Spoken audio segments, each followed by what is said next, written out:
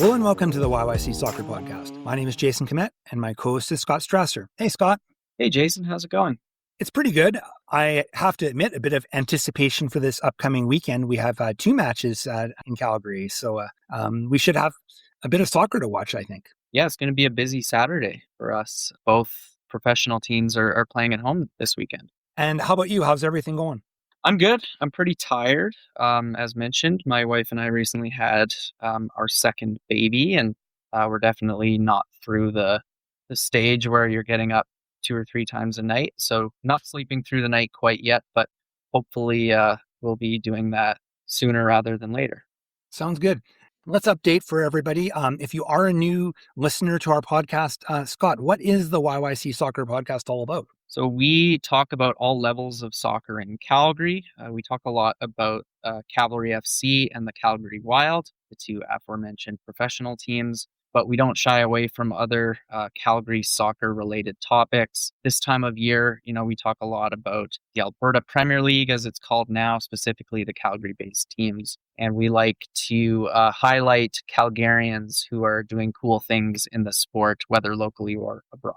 This week, our topics are going to include the Calgary Wild. Their home opener, first match of the season is this weekend. We're going to talk about that. Cavalry FC, they played last weekend. We'll talk about that match, and we'll also preview their home match this Saturday at Spruce Meadows. The aforementioned Alberta Premier League, formerly League One Alberta, their schedule dropped, and we'll spend a bit of time talking about that. First time we kind of have a devoted section to that this year. And there's a couple other stories we're gonna talk about, maybe the future of the West Soccer Dome and a couple other local things. And we do have an interview this week. Who's our interview with, Scott? Yeah, earlier this week, you and I spoke with Meggie Dougherty Howard, who is the captain of the Calgary Wild. So we talked to her about how her off-season and preseason went and her thoughts on this weekend's match against the Montreal Roses. So we're going to include that interview in our next segment, which is all about previewing the Calgary Wild. This is Meggie Dougherty Howard, and you're listening to the YYC Soccer Podcast.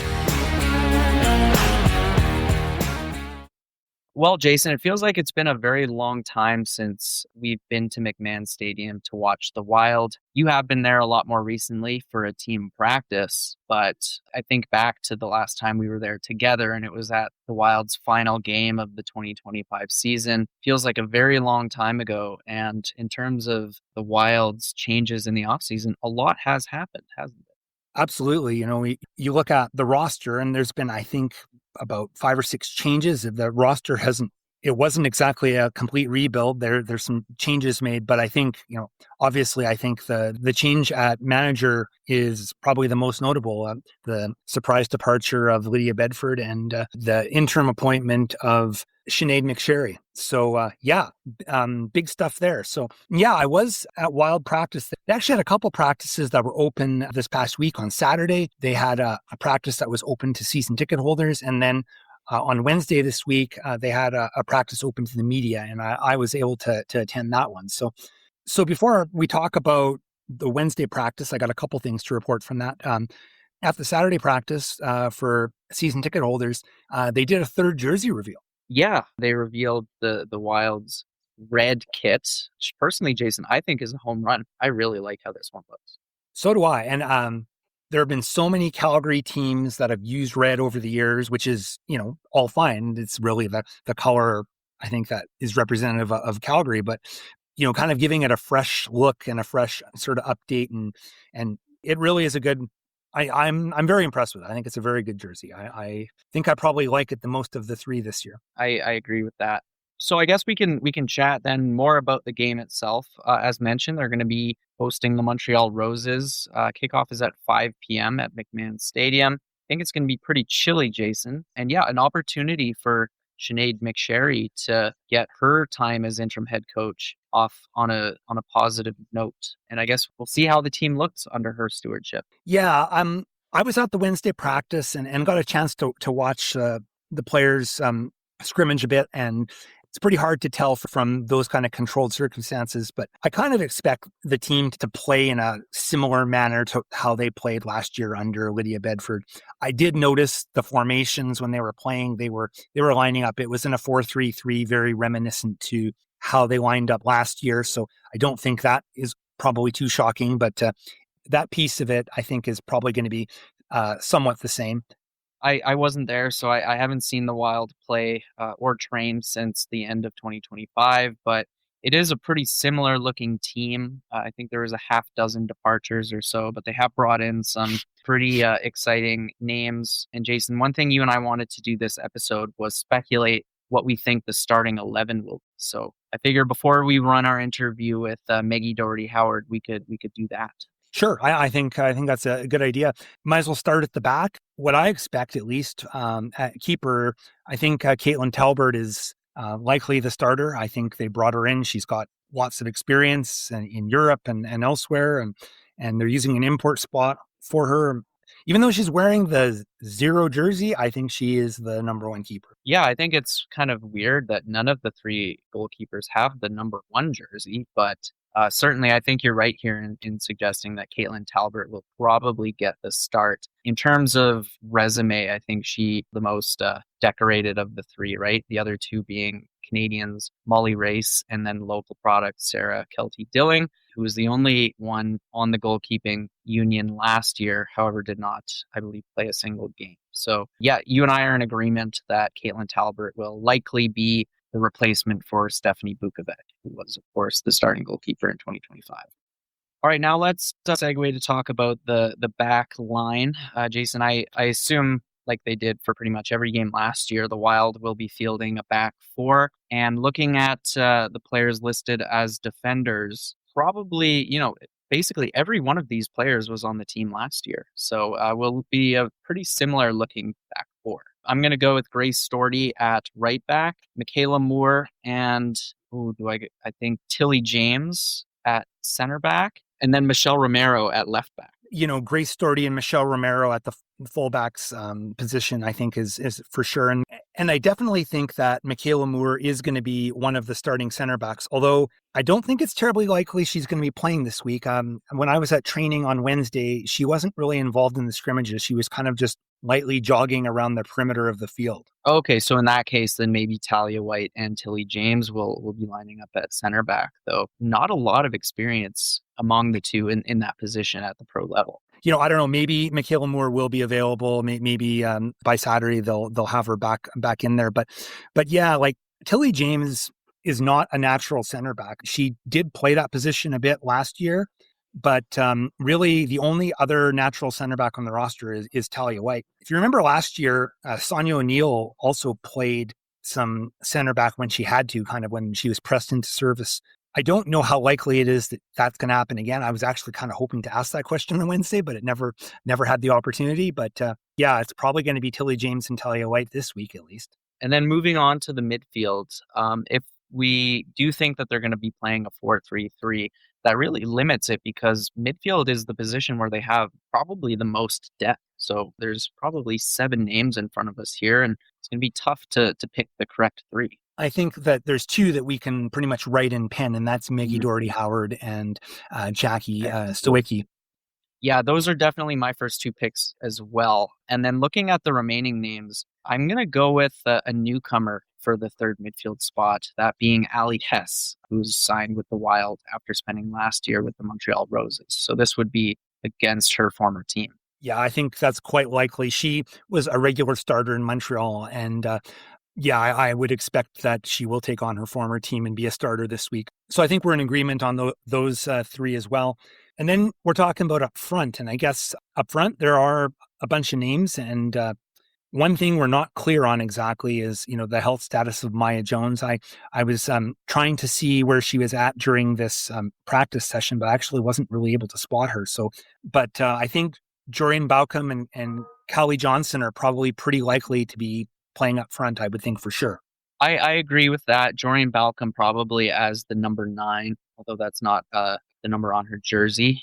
I expect her to be the spear, right? The target woman. And then, yeah, flanked on the wings by, I'm going to go with Catherine Harvey on one side and then Sarita Thurton on the other. And then I would expect Holly Johnson and Maya Jones to be subbed in partway through the game. But Sarita Thurton, I'm going to predict as a starter because, as we saw last year, she brings a lot of speed to the right wing in particular. And I expect that they're going to want to use that early and often against Montreal.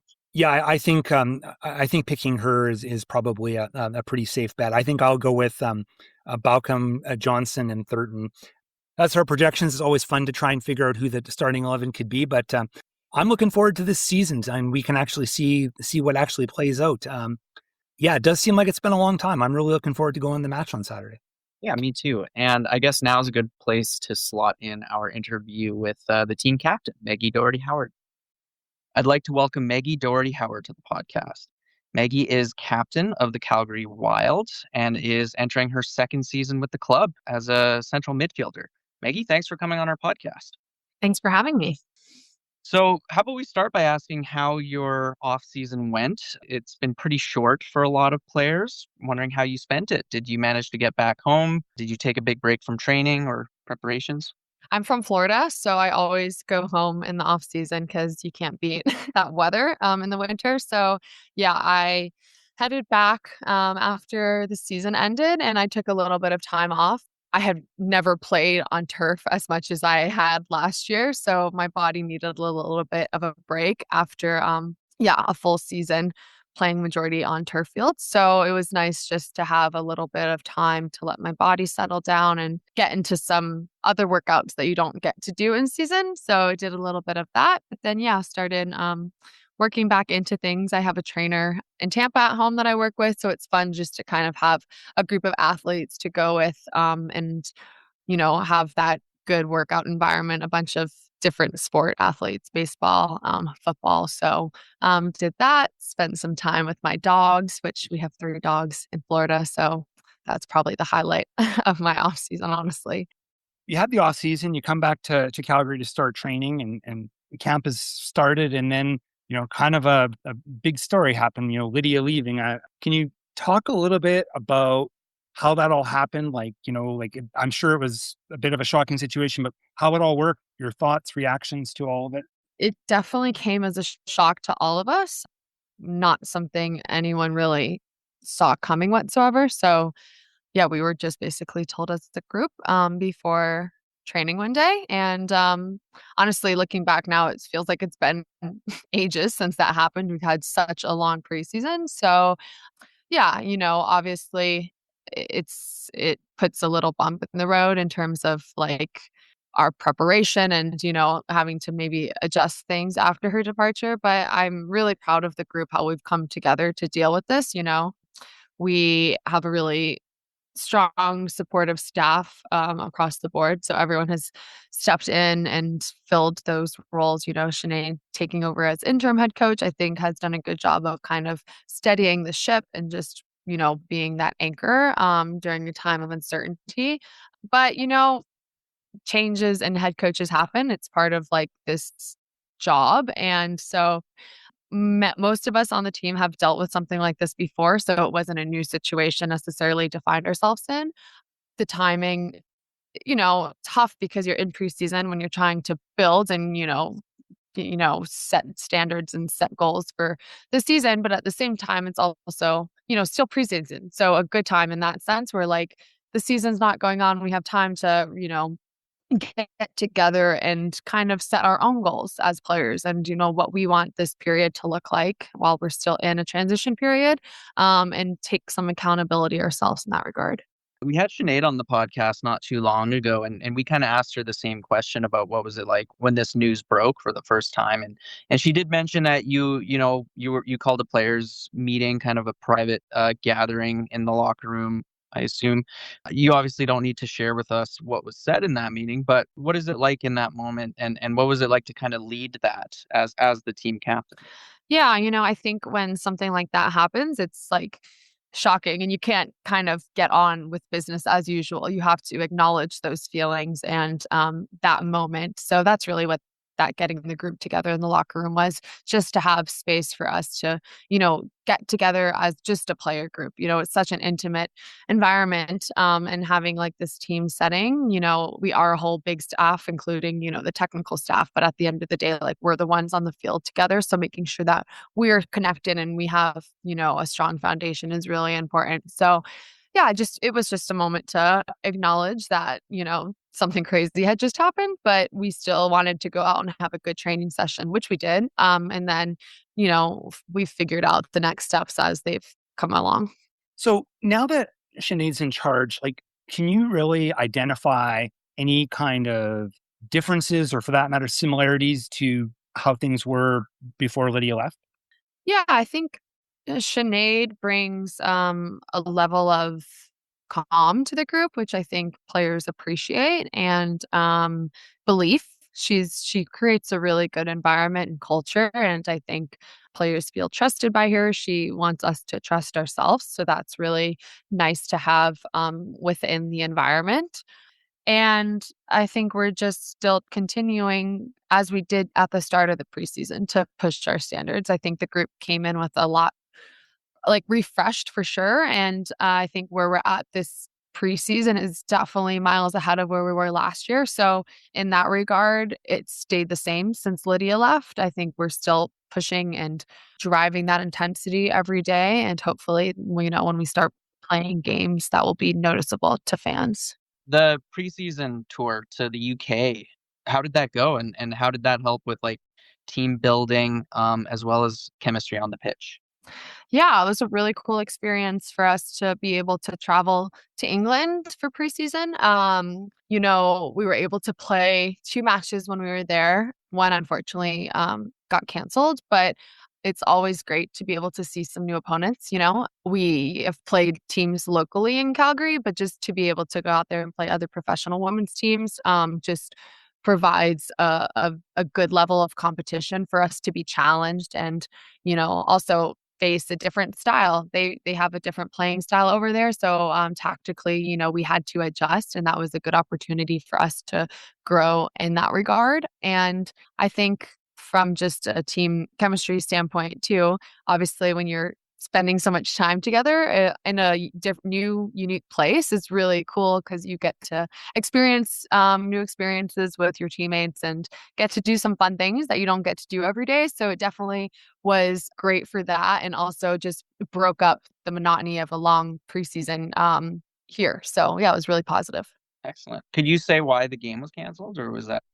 Um, the opponent kind of, I don't actually know, just backed out last minute, unfortunately. Can you talk about some of the new players who are joining the Wild, Maggie? Obviously, a lot of continuity from last year, but we did see about half dozen departures, and we've seen some notable player signings since the off season began.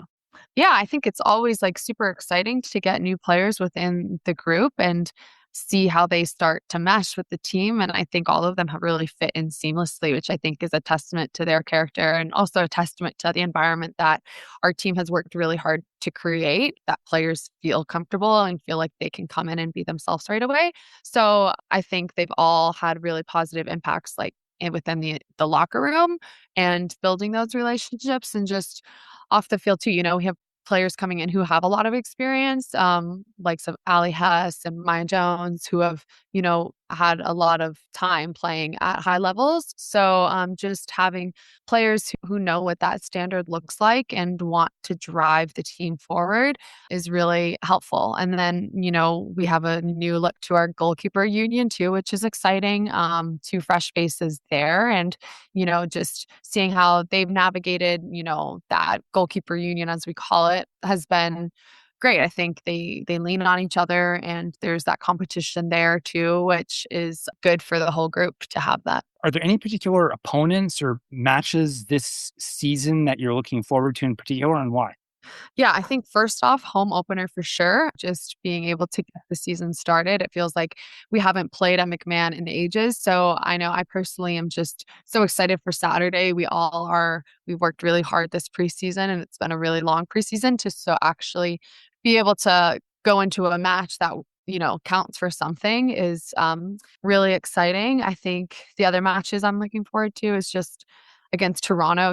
I haven't forgotten that they're the only team that we didn't beat last year. So that's something that's been stuck in my mind that I really want to change this year, because I think every team in this league is beatable and we have a really good squad. So I'm looking forward to going out there and proving that against that team specifically, just because we were not able to get a win last year. I think this next question kind of has to be asked about the team's goals this year, right? Last year, outside of the playoffs, but a very strong finish to the season. I would have to assume that, making playoffs is at like a minimum objective this time around. 100%. And we are very vocal about that within the group, that is our minimum expectation this year. We've added a member to our staff who helps on the sport psych side, and that's been really beneficial for our group in setting goals as a team collectively. And that's something that we've talked about, is definitely our minimum objective this year, is to make playoffs. And then breaking that down even further, what are things that are going to help us get there on a short-term scale, but also longer-term individually. So that's something that the group, I think, has really taken on board. And I really think is going to make a difference this year by having that goal set out loud, spoken, and knowing what it's going to take to get us there. What's your message to the fans going into this home opener about what would you like to tell them in advance of that match? Yeah. Well, first, I think we were just so excited to see the fans again, and to see people in the stands at McMahon is something we're really, really looking forward to.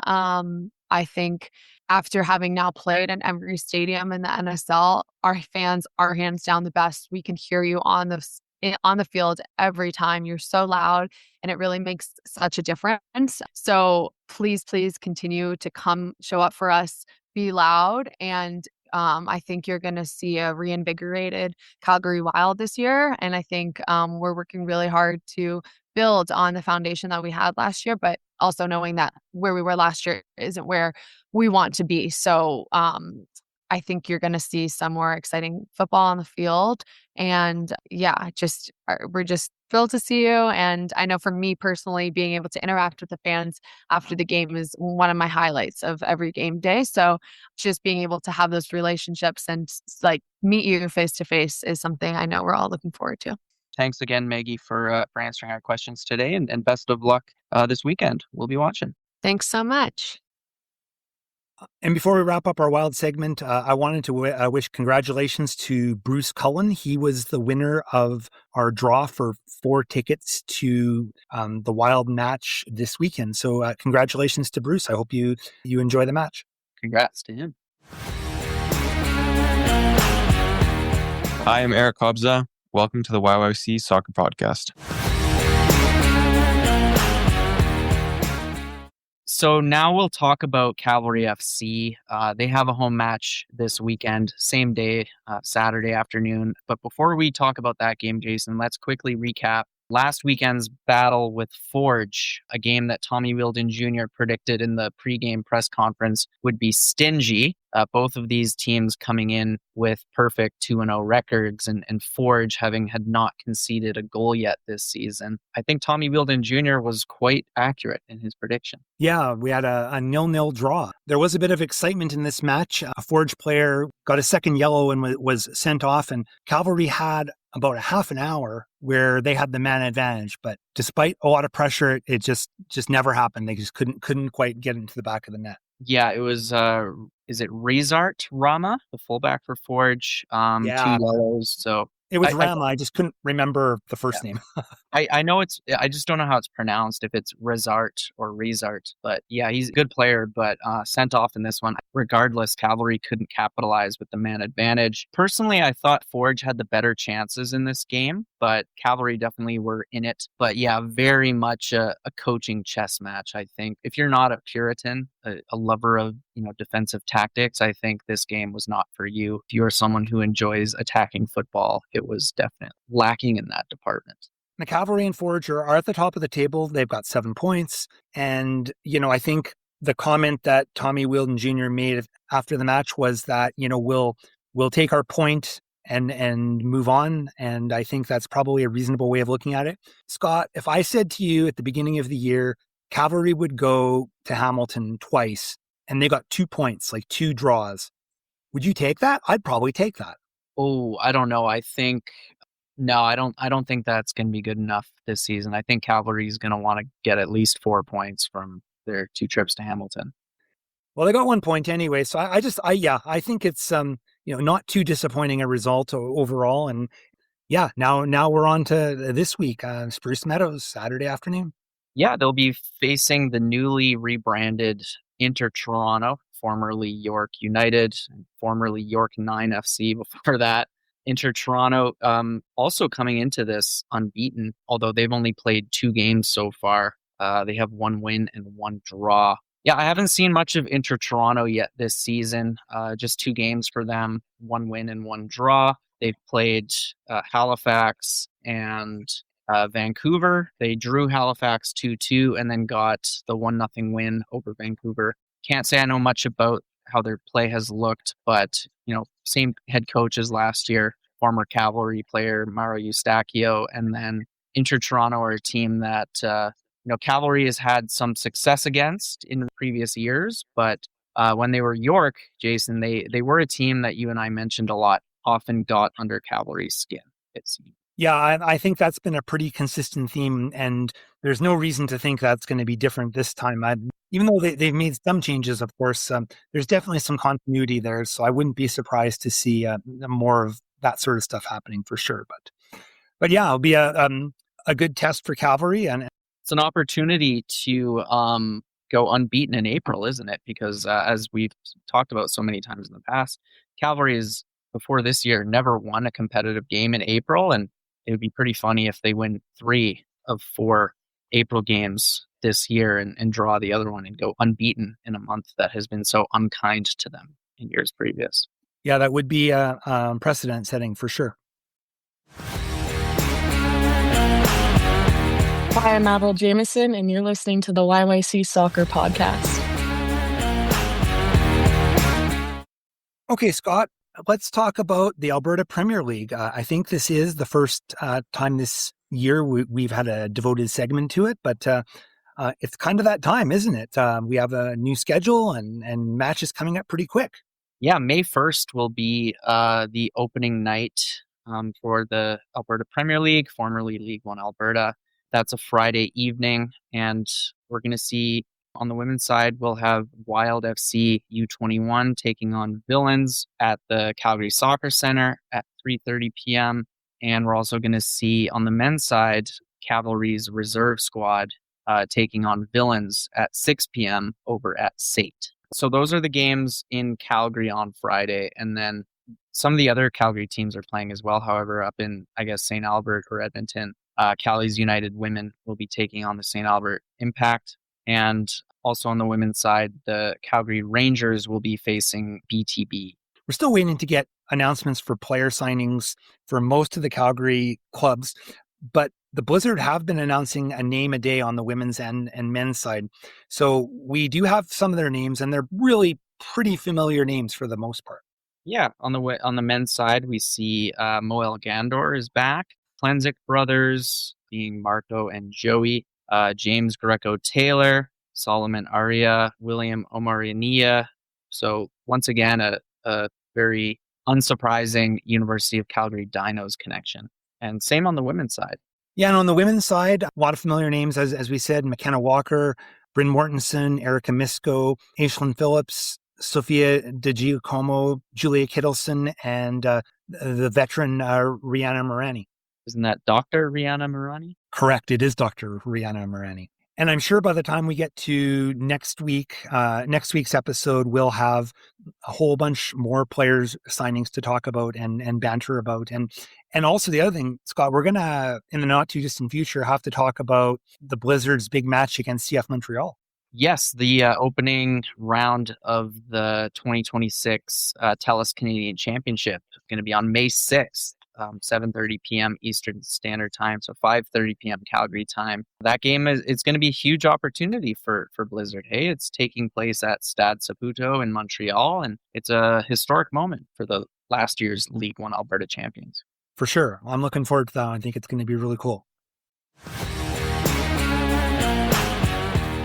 This is Jacqueline Savixi, and you're listening to the YYC Soccer Podcast. All right. A couple of other local Calgary soccer stories to talk about this week. Scott, your day job and your podcasting co-hosting met again during one of your stories in the Herald this week about the West Soccer Dome. Yeah. Every once in a while, my two worlds collide. So maybe some listeners don't realize, but I'm a reporter for the Calgary Herald, covering local civic politics. And at City Hall this week, one of the story ideas that emerged was about the Calgary West Soccer Center, or as it's now called, the Shane Holmes West Soccer Dome, could be in jeopardy. And I want to stress that word could be in jeopardy if and when the city moves ahead on plans to build another water treatment plant.